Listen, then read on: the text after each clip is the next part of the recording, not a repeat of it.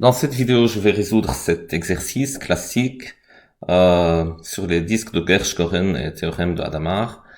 Donc, il s'agit de la localisation d'un spectre d'une matrice en fonction des coefficients d'une matrice. Donc, en regardant les coefficients des matrices, sans calculer de polynômes caractéristiques et de valeurs propres, est-ce qu'on peut localiser le spectre? Je vous laisse un lien vers mon site dans la description de cette vidéo. Vous pouvez télécharger un document PDF avec tous les exercices de colle que je compte faire. Et voilà, je commence. Donc, je considère une matrice carrée de taille n, et pour tout entier k entre 1 et n, on appelle le kème disque de Gershgoren de A, la boule fermée de centre, donc centrée en cet élément de la diagonale, et le rayon, c'est la somme des valeurs absolues ou des modules des termes sur la même ligne qui sont pas sur la diagonale. Voilà, donc j'ai K boule fermée ou K disque, et il faut montrer que le spectre de A, c'est-à-dire les valeurs propres de A, sont inclus dans la réunion de ces disques-là. Donc je commence par un exemple. Donc on commence par un exemple trivial où voilà, on connaît le spectre, où la matrice est une matrice diagonale déjà, donc je peux mettre ici 1, 2, 3 avec 0, 0, 0. Voilà. Donc ici je connais le spectre, c'est 1, 2 et 3. Mais le théorème il dit quoi dans ce cas? Il nous dit calcule les disques de Gershgoren. Donc le premier disque D1, c'est la boule fermée centré en cet élément de la diagonale, donc centré en 1, et de rayon, la somme des modules de ce terme-là et ce terme-là. Ok, donc de rayon 0. La boule fermée de centre 1 de rayon 0, c'est singleton 1. Ok. Le deuxième disque, c'est la boule fermée centrée en 2, donc B' de centre 2 et de rayon, bien sûr. Voilà, la somme de ces termes-là en modules, donc de rayon 0. Et ça, c'est singleton 2 aussi. Et le troisième disque, c'est la boule fermée centrée aussi en 3 et de rayon 0, singleton 3. Et clairement, la réunion des disques dans ce cas, c'est exactement égal au spectre. La réunion des disques, c'est 1, 2, 3, donc c'est le spectre de la matrice. Les diagonales, c'est clair, le spectre, c'est les éléments de la diagonale. Et bon, ce théorème est vérifié trivialement dans le cas où la matrice est diagonale.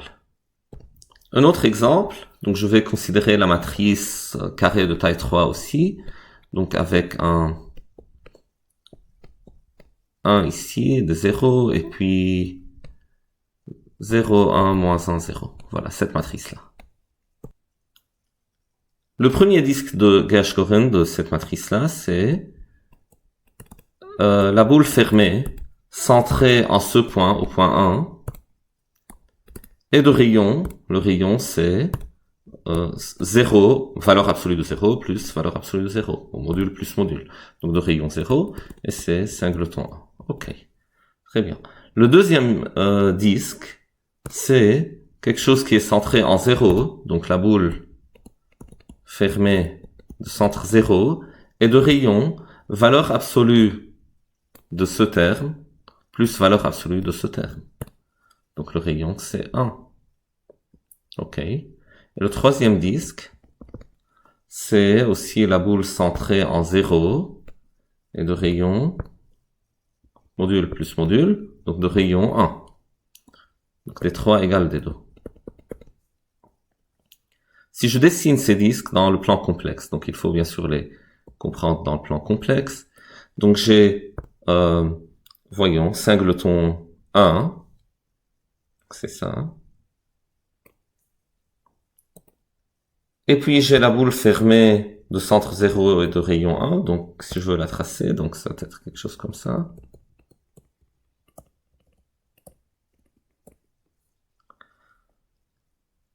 Et la réunion de ces disques-là, c'est, voilà, donc tout ce qu'il y a à l'intérieur de la boule, de cette boule-là, avec sa frontière, parce que c'est la boule fermée,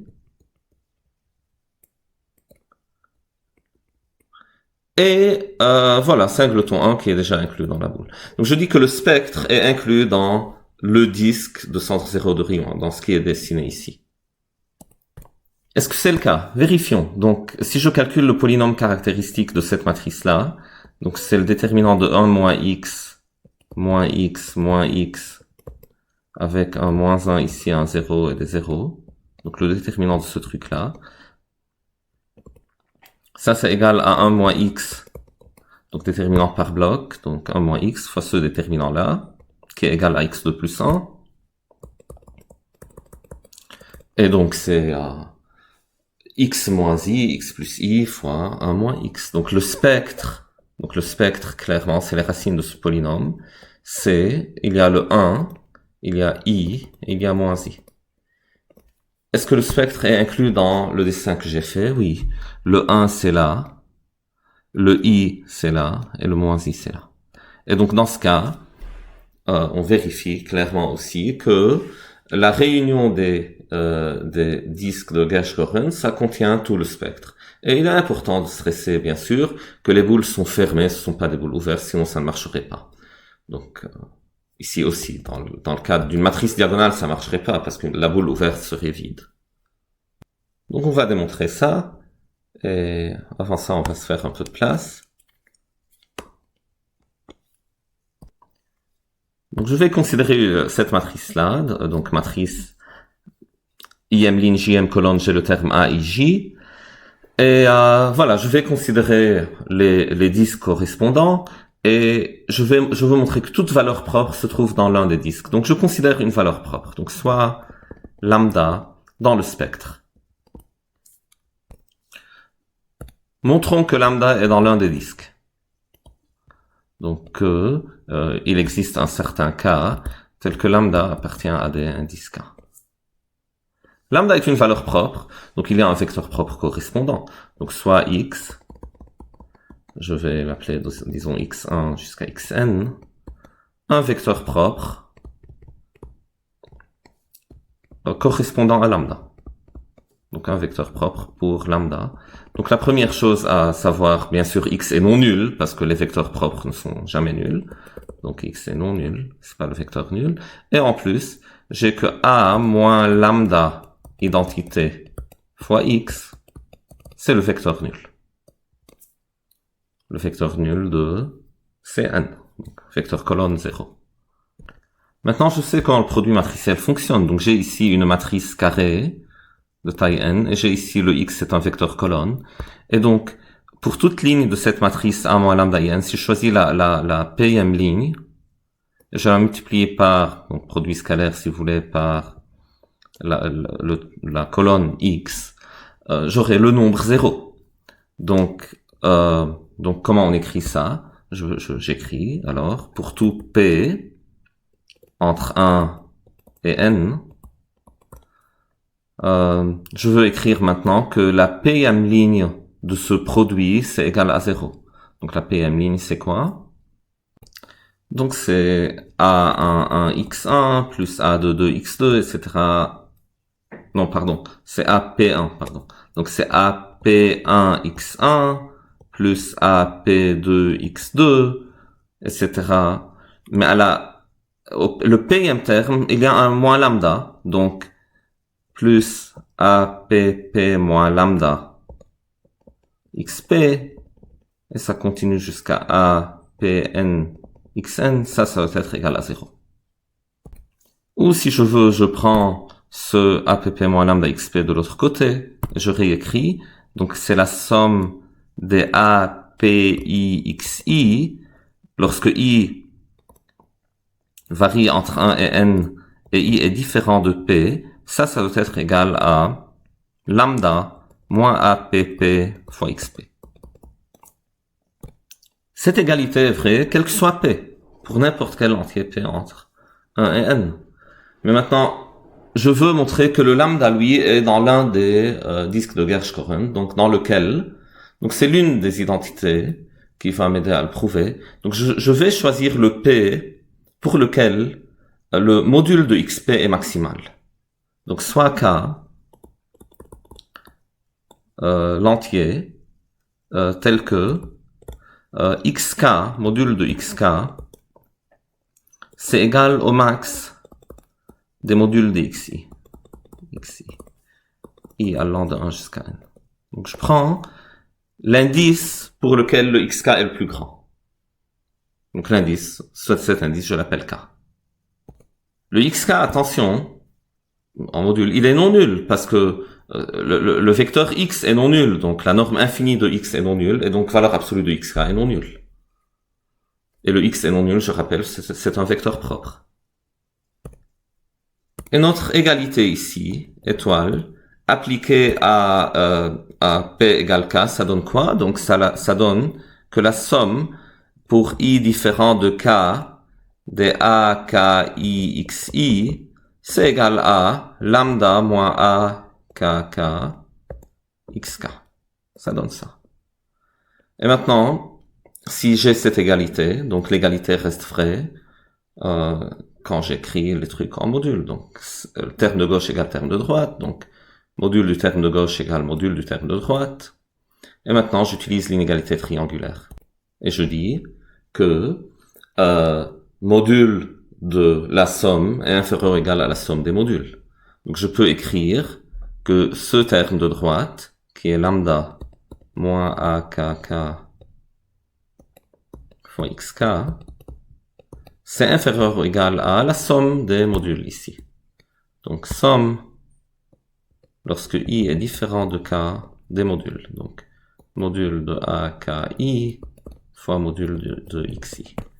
Mais, d'après le choix de xk, les xi sont tous plus petits que xk. Donc ça, à son tour, c'est plus petit ou égal à la somme obtenue quand je remplace les xi par xk. Donc somme des aki fois module de xk. Tous les termes de gauche, donc le seul terme de gauche, pardon, est multiplié par xk, tous les termes de droite sont multipliés par le même xk, et le xk est non nul et positif, donc je peux simplifier. Il est non nul, je viens de le dire, parce que c'est la norme infinie du vecteur x, et le vecteur x est non nul car c'est un vecteur propre. Donc j'écris or xk est non nul et il est positif, donc strictement positif, donc je peux simplifier par xk sans changer le sens de l'inégalité, et donc je peux dire que lambda moins a kk est inférieur ou égal à la somme de ces a, k, i, lorsque i varie entre 1 et n, et i n'est pas égal à k. Voilà. Et c'est un peu ce qu'il faut, non? Parce que donc ça, ce terme-là, c'est la distance entre lambda et a, k, k. Donc la distance entre le lambda, donc qui était une valeur propre, et un certain point de la diagonale de la matrice, est inférieur ou égal à la somme des modules des autres termes de la ligne correspondante de cette matrice. Donc ça donne que lambda appartient à la boule fermée de centre A, K, K, et de rayon cette somme-là. Donc somme des A, K, I, lorsque I est différent de K. Voilà. Et donc qui est le kème disque de Gershgorin, dk. Lambda appartient à dk. Donc chaque lambda appartient à un certain dk. Donc le spectre est inclus dans la réunion des dk et c'est ce qu'il faut. C'est ce qu'il fallait montrer. Voilà. Tout lambda appartient à un dk pour un certain cas. Quel cas? Voilà, comme on l'a vu. Donc le cas pour lequel le sup ou la norme infinie du vecteur ou d'un vecteur propre correspondant à lambda est atteint. Ou le cas pour lequel module de xi est maximal, ou x1, xn est un vecteur propre correspondant à lambda.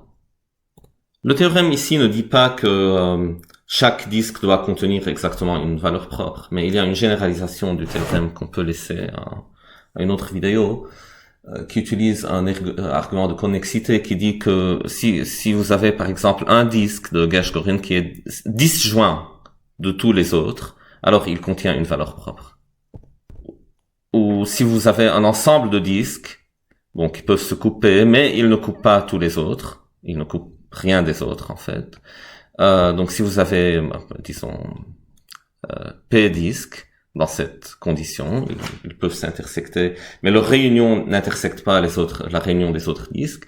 Alors, cette réunion des P disques contient P valeurs propres.